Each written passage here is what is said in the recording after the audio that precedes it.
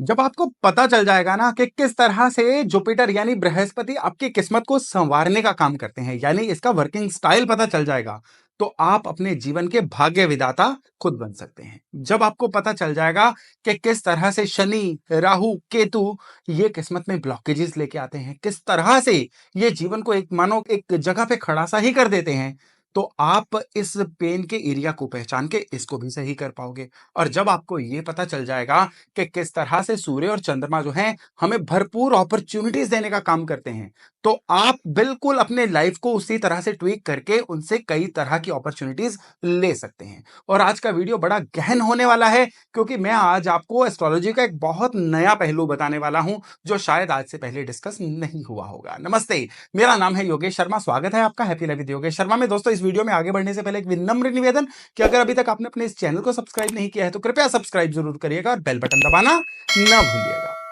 अगर आज का वीडियो आप इस आशा से देख रहे हैं ना कि आज मैं जुपिटर का, शनि, राहु, केतु, सूर्य का कोई उपाय बताने जा रहा हूं, तो शायद मैं माफी चाहूंगा, कुछ निराशा आपके हाथ लगने वाली है।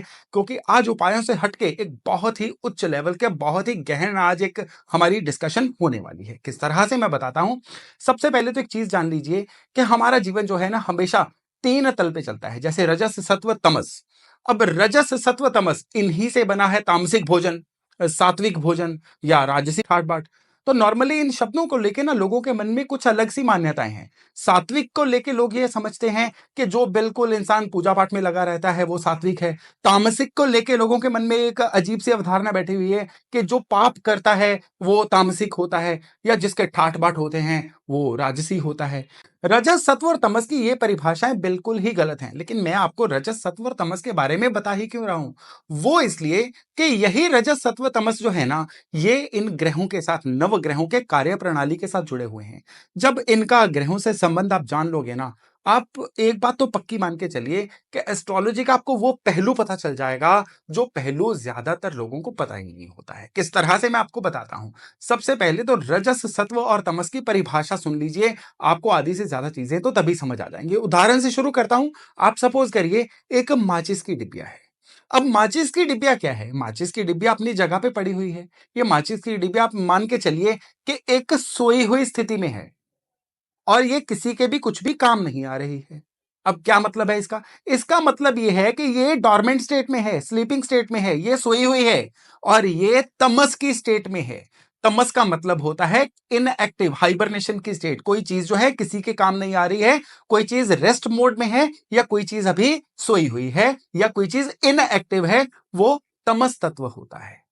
अब माचिस की एक तीली निकाल के उसको, जो माचिस के बाहर पट्टी होती है, उस पर रब किया गया, तो ये जो रब किया गया ये रजस एलिमेंट है। यानी कि एक चिंगारी को हवा देना, एक चिंगारी निकालना, यानी एक चीज को ऐसा पुश देना कि कोई ना कोई नया प्रोसेस स्टार्ट हो जाए, नई एक क्रिया स्टार्ट हो जाए। इसको रजस एलिमेंट कहते हैं। इसको आप अपने जीवन में अपॉर्चुनिटीज के साथ जोड़ के देखिएगा।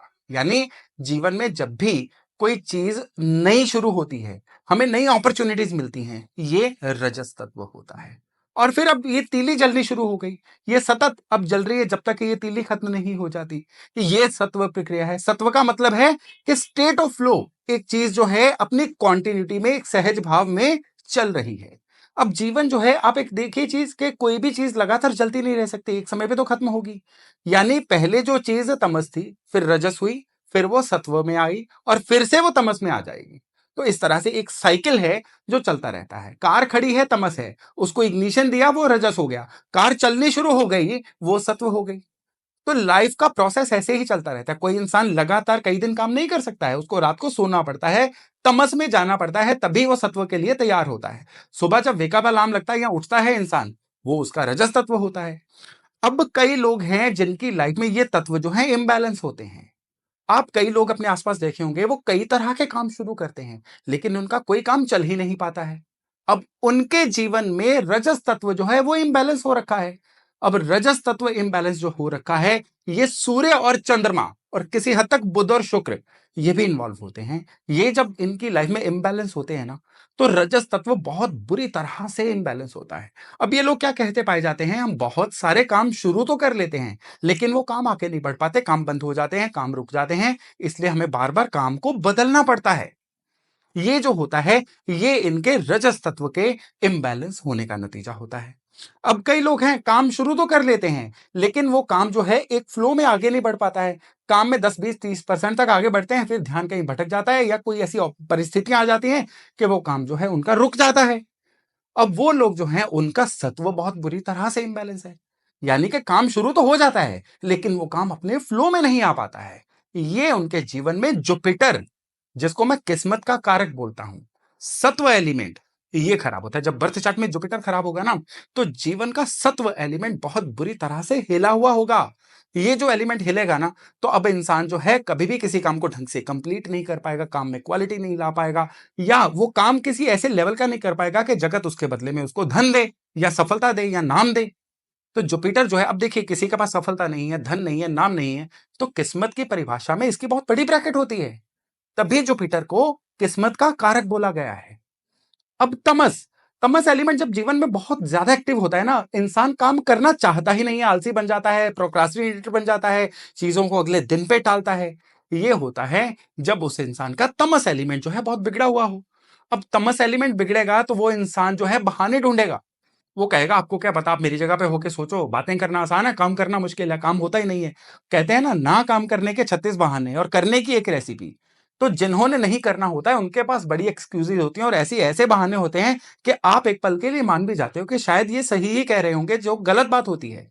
ये होता है उनके तमस एलिमेंट के हाइपर एक्टिव होने का नतीजा। शनि जब खराब होते हैं, तमस एलिमेंट बहुत बढ़ जाता है। राहु केतु जब बर्थ चार्ट में हिले हुए होते हैं ना, तमस एलिमेंट को बढ़ाते हैं। तमस एलिमेंट बढ़ता है, इंसान निकम्मा बनता है, निकम्मा बनता है, बहानेखोर बनता है, तो वो अपने जीवन में बदकिस्मती खुद लेके आता है।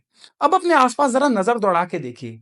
आपको अब रजस, सत्व और तमस के चश्मे से दुनिया को देखना शुरू करिए। अपने आसपास ढेरों ढेर एग्जाम्पल आपको मिल जाएंगी। आप खुद के बारे में देखिए, आपके अंदर कौन सा तत्व जो है वो जागृत है, कौन सा तत्व हाइपर एक्टिव है।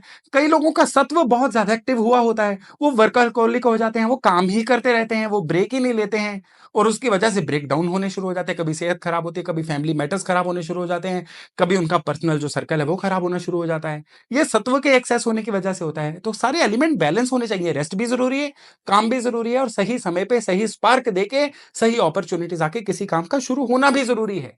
यानी अब आप अपने लाइफ में देखिए कि कौन सा तत्व किसकी लाइफ में इम्बैलेंस हो रहा है। बस उसके साथ जो ग्रह मैंने आपको अभी बताए हैं, उनको जोड़िए और बर्थ चार्ट में झट से उन ग्रहों का उपाय कर दीजिए।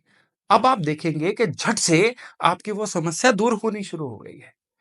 दोस्तों, लाइफ जो है वो इतनी मुश्किल नहीं है जितनी हम सोच सोच के बना लेते हैं। कहते हैं समस्या 10%, 90% हम रिएक्ट कैसे करते हैं, वो समस्या का आकार बनाता है।